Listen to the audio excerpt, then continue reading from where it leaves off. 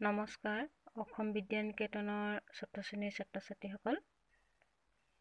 মোৰ আগৰ ভিডিঅ'ত তোমালোকক অসমৰ প্ৰাকৃতিক সম্পদ সেই পাঠটো আগবঢ়াইছিলোঁ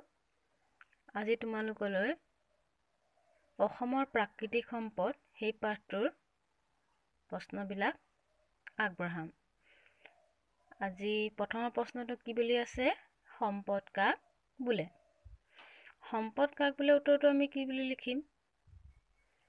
আমি আমাৰ জীৱন যাপন ব্যৱস্থা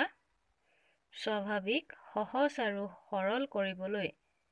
প্ৰতিদিনে ব্যৱহাৰ কৰা সৰ্বৰ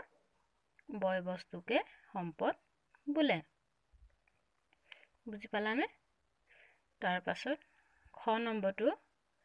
প্ৰাকৃতিক সম্পদ কাক বোলে ইয়াৰ প্ৰধান ভাগ কেইটা আৰু কি ইয়াৰ উত্তৰত আমি কি লিখিম সাধাৰণতে আমি ব্যৱহাৰ কৰা যিবিলাক সম্পদ প্ৰকৃতিৰ পৰা পাওঁ সেই আটাইবোৰ সম্পদকে প্ৰাকৃতিক সম্পদ বোলে ইয়াৰ ভাগ কেইটা সুধিছে ইয়াৰ ভাগ কেইটা ইয়াৰ প্ৰধান ভাগ তিনিটা আৰু সেই ভাগ কেইটা হ'ল বনজ সম্পদ খনিজ সম্পদ আৰু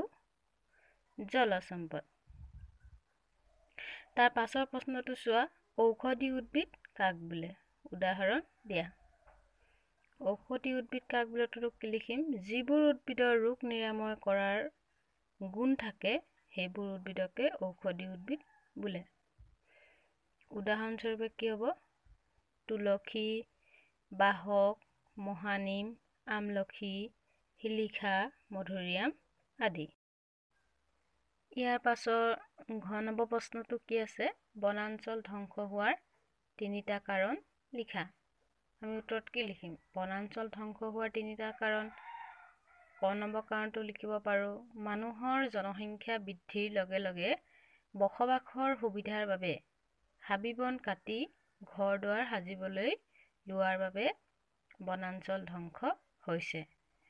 খ নম্বৰটো লিখিম চোৰাং চিকাৰী আৰু চোৰাং কাৰবাৰীসকলে নিজৰ স্বাৰ্থ সিদ্ধিৰ বাবে যধে মধে গছ কটাৰ ফলত বনাঞ্চল ধ্বংস হৈছে গ নম্বৰটো লিখিম পৃথিৱীৰ বিভিন্ন অঞ্চলত সময়ে সময়ে হোৱা বনজুইৰ বাবেও বনাঞ্চল ধ্বংস হৈছে তাৰ পাছত ৯ নম্বৰ প্ৰশ্নটো কি আছে অসমত পোৱা খনিজ সম্পদবোৰ কি অসমত পোৱা খনিজ সম্পদবোৰ হ'ল কেৰাচিন পেট্ৰল কয়লা চূণশিল আৰু প্ৰাকৃতিক গেছ আদি তাৰ পাছত প্ৰথম ৬ নম্বৰটো কি হ'ব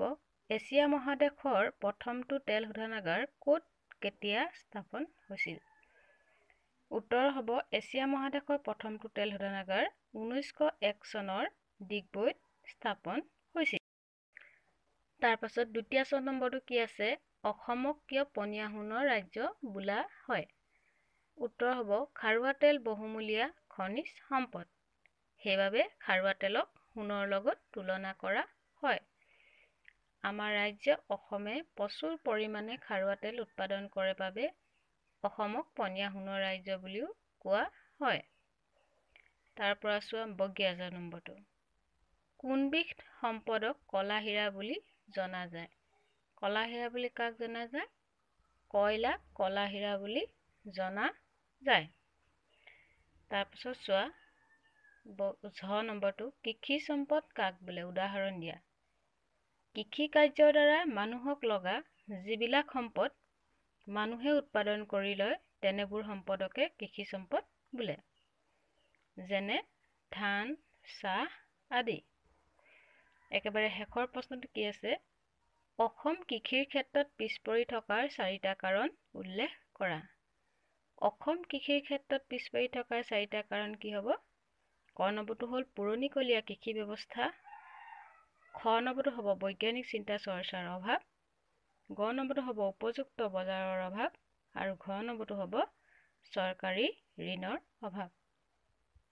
মৰমৰ ছাত্ৰ ছাত্ৰীসকল প্ৰশ্নবিলাকৰ উত্তৰবিলাক ভালদৰে বুজি পালা নিশ্চয় তোমালোকলৈ পুনৰবাৰ ধন্যবাদ জ্ঞাপন কৰিছোঁ